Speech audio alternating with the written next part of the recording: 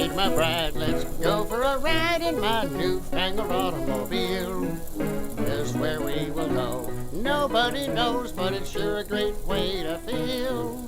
Behind the wheel of the speed meter steel, it's my newfangled automobile. Hello and welcome to Vintage Car History. I'm Wild Bill. If a land is ruled by a king, it is called a kingship. If a land is ruled by a goddess, it is called a goddessship. Though goddessship is the only word in the English language that has a triple letter in it, there haven't been all that many countries ruled by goddesses in recent history. But in Belgium, there was a car that sought to rule the roads, the goddess of automobiles, and certainly had the regal presence to do so. And today, we'll take a look at the history of Minerva. The story begins in Amsterdam, where Silvain de Jong was born in 1868. His father was a successful businessman and broker, so the family had some means. When young de Jong was 13, the family moved to Belgium, where he would complete his education with a degree in journalism, though also possessing a mind for engineering. In the process of getting his degree, Silvain got seriously into bicycles and to study and write about them. He went to the UK in 1891 for that assumed purpose, but he changed gears quickly. He didn't just want to write about them, he wanted to understand them and make them himself. And after nearly 2 years of study, Silvain returned to Belgium in 1893 to establish a bicycle factory of his own. With the help of his two brothers and some other investors he'd befriended through his writing career, a company was formed to make their own bicycles under the brand name Mercury, with the facility located in Antwerp. But within 2 years, squabbles between the partners led to its breakup, and Silvain restarted in 1897 with a new bicycle firm, S. de Jong and Company, and with it a new brand, Minerva. Minerva is the Roman goddess name for the Greek goddess Athena, patron of wisdom, victory, justice, artisans, and so on. Bikes were cutting edge at the time, and the company flourished, becoming one of Belgium's largest cycle makers within a few mere years. But Silvain saw that cycles would decline in favor of motorcycles and eventually cars. He experimented with both concepts prior to 1900, but began actual motorcycle production in 1902. Cars would be a couple years later. Well, production cars would be. Minerva did make some cars in 1902 and 1903 based loosely on Panhard designs, but were experimental and made in limited numbers.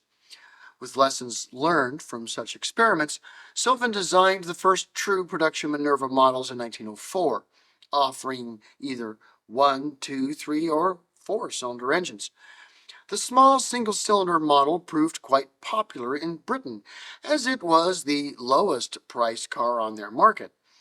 The 2- and 3-cylinder cars would fade out of production as soon as the company focused on the British market, producing small yet quality Voiturettes while also offering big, powerful 4-cylinder luxury cars.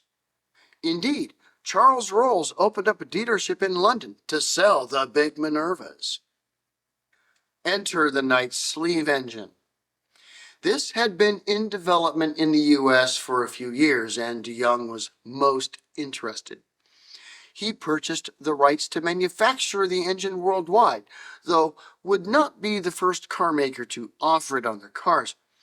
Rather, it was introduced to the British market in 1909 as British Daimler began to offer the engine on their top-line models. I'll give a very brief description here of what this engine was, as we'll go into more depth in a future episode. But it was a game changer back in the day. Poppet valves were what was usually used for the intake and exhaust in engines at the time. and still are for that matter. They look really like big golf tees and bring in the gas, seal everything off while it blows up, lets the spent stuff get out, brings in more air and fuel, and then repeat the process hundreds, if not thousands of times a minute. Today, that's no issue, but 120 years ago, it wasn't easy. The metallurgy of the time just wasn't good enough to make poppet valves reliable without a lot of maintenance. Also, the same metallurgic issue meant that the engines couldn't be more internally integrated, making them somewhat top-heavy. So the Knight engine solved these issues by making the valves actual moving sleeves within and around the piston. The four-stroke action needed was handled within the cylinder and not above it. The end result was an engine with great balance, silent running, and greater torque due to combustion geometry. Silvain, steeped in the UK market and owning the rights, adopted the Knight engine for the top-of-the-line models in 1910, making Minerva the first continental European maker to offer such an engine on a production model. And she was a looker. Silent, powerful, and demanding respect. All Minerva models had Knight sleeve engines under the hood from then on. The first being a dual-ignition, four-cylinder, 6.3-liter, putting out over 40 horsepower with massive torque behind those ponies. After World War I, the Minerva silently yet demandingly drew the attention of the motoring elite. By 1921, six-cylinder Knight engines were available. The chassis were built at the highest levels of quality possible, and the car was clothed in a manner appropriate for a car that was declared the goddess of automobiles. She looked the part, and for a Minerva to pass by on the road was to see something beautiful, and she demanded a divine price, 15,000 USD in 1923. Like most goddesses, a Minerva required particular care. For example, the owner's manual for a 1921 Minerva gave the instructions to have your mechanic fill the torque tube every 2,000 miles with a wine glass full of oil. The Minerva ruled the roads of Belgium as a four-wheeled deity in the first quarter of the 20th century.